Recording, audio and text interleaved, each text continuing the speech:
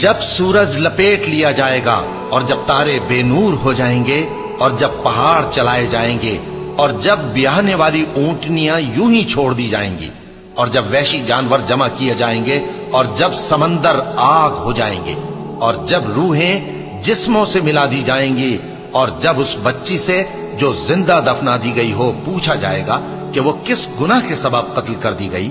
اور جب اعمال کے دفتر کھولے جائیں گے اور جب آسمان کی کھال کھینچ لی جائے گی اور جب دوزخ کی آگ بھڑکائی جائے گی اور جب بہشت قریب لائی جائے گی تب ہر شخص معلوم کر لے گا کہ وہ کیا لے کر آیا ہے۔